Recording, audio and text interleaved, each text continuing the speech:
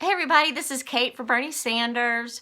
Lots of people are freaking out right now with the news about delegates and superdelegates and how Hillary came out ahead even though Bernie won the popular vote and by a record landslide.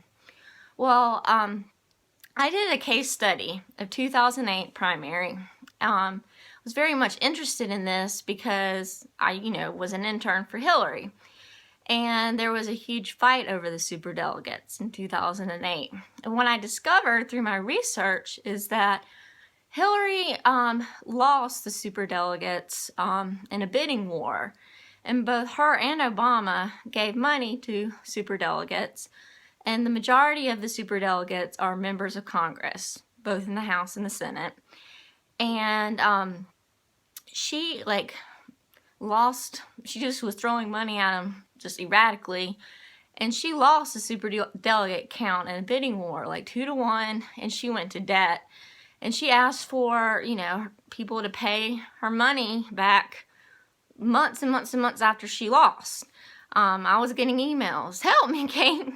And anyway, the FEC makes it totally legal to bribe the delegates. You can even go online and see pitches campaign directors use to approach the superdelegates to get their pledge. But what we have with these superdelegates is just a pledge that they are going to vote for Hillary.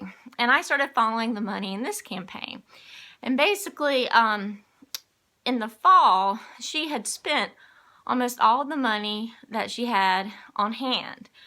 And then prior to that crazy spending spree from her super PAC, her campaign announced that she had the winning majority of superdelegates needed to lock in the nomination. And of course that made me kind of panic, and I did even more research and more digging and looked more into the rules. And so basically all the money that she had gotten from the DNC, which was about half of what the DNC raised, went to Hillary's super PAC. And she's got multiple super PACs. What happened was her super PAC was sending money into these members of Congress, their campaign accounts, or to other super PACs for the Democratic Party.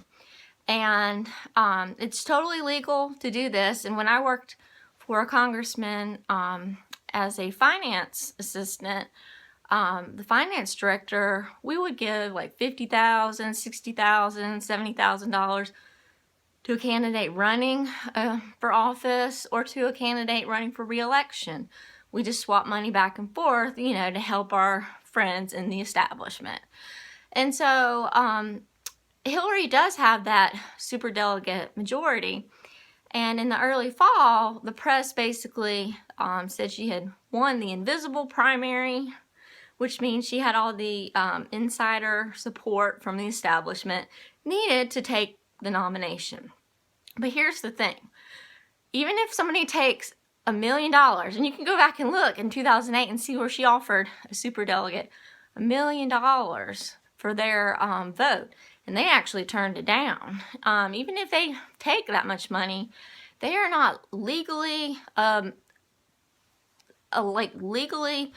obliged to go along with their pledge. A pledge is just a pledge. You don't have to stick with it.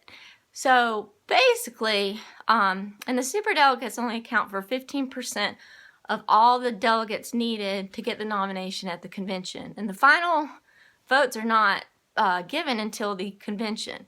So whatever they say coming out of New Hampshire or whatnot it's all just a pledge. How many times have you pledged, oh yeah, I'll do that for you, and then you don't? I'm guilty of that a lot. But if they go to the convention and Bernie Sanders keeps winning in these landslides, like in New Hampshire, and they go against the will of the people, that's political suicide. And we all have been putting pressure on all the people that have been endorsing Hillary, whether or not they're a politician or an organization or whatnot. We have the internet, Facebook and Twitter, and we've been going off about Why are you doing this? And so these politicians need the money from Clinton, but they don't have to do what Clinton says. So the smart way to go would be to take her money, say, I'll vote for you, but then when you see how popular Bernie Sanders is for the party, you switch your vote to Bernie Sanders.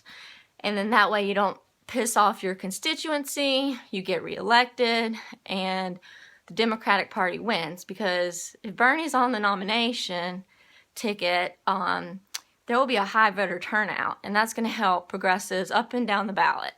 So don't worry about this superdelegate thing. There's a lot of petitions going on right now. A lot of people saying contact them. You know, you can do whatever you want to do with that. I believe what Malcolm X says, by any means necessary. I'll repeat that again. By any means necessary, we have to get Bernie Sanders the nomination. But what's more important to me right now is to focus on Nevada, South Carolina, and Super Tuesday states, where there's still a lot of people who aren't registered to vote, a lot of people who don't know who Bernie Sanders is, a lot of people who don't have internet access like we do, and a lot of people who live in lower socioeconomic communities that need him in office to fight for a livable income and stop having so much financial insecurity, and would gladly show up to vote for him if they can get the word out. So we need to focus on GOTV, get out the vote, and